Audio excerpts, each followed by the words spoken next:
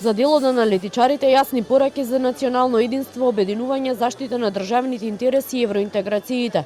За дел пак вчерашните говори на одбележувањето на 123 годишнината од Илинденското востание и 82 години од првото заседание на АСНОМ, наместо обединувачки, се слушнале и пораки на поделби.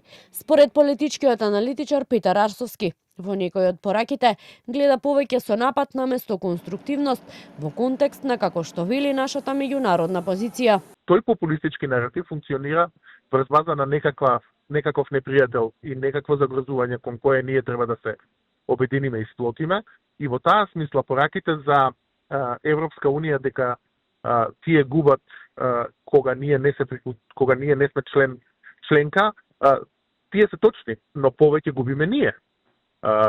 Точно е дека Европската унија проширувањето го смета за геостратешки приоритет, но за нас недостатокот на проширување брзо се прелева во недостаток на вода за пиење, недостаток на собирање ѓубри. За поранешниот амбасадор пак Христо Никовски нема никакви дилеми дека владата прави се што може, зашто поскоро земјава да стигне во Брисел, и токму таквата јасна порака според него била испратена и вчера, но вели пречките на кои не идуваме се огромни и сите критики според него кои доаѓаат од опозицијата се апсолутно неиздржани. Проблемите со кои се соочуваме, проблемите кои се пред нас се неверојатни, огромни. Нашиот клуч моментално, нашата мора, нашата голгота е вториот протокол.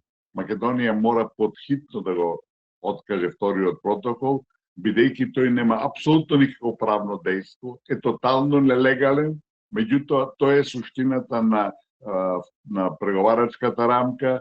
Инаку шефот на македонската дипломатија во неколку наврати изминативе денови, иако не открива детали, посочи дека се водат разговори за излез од европскиот ќорсокак. Муцунски пред неколку дена во Вести Плюс на Канал 5 рече дека една од опциите кои се намаса се и уставни измени со одложено дејство. Во вчерашните илинденски пораки претседателката Силјановска Давкова пак посочи дека за тешко изборената држава никому не должиме ништо и никој нема право да ја ревидира нашата национална историја.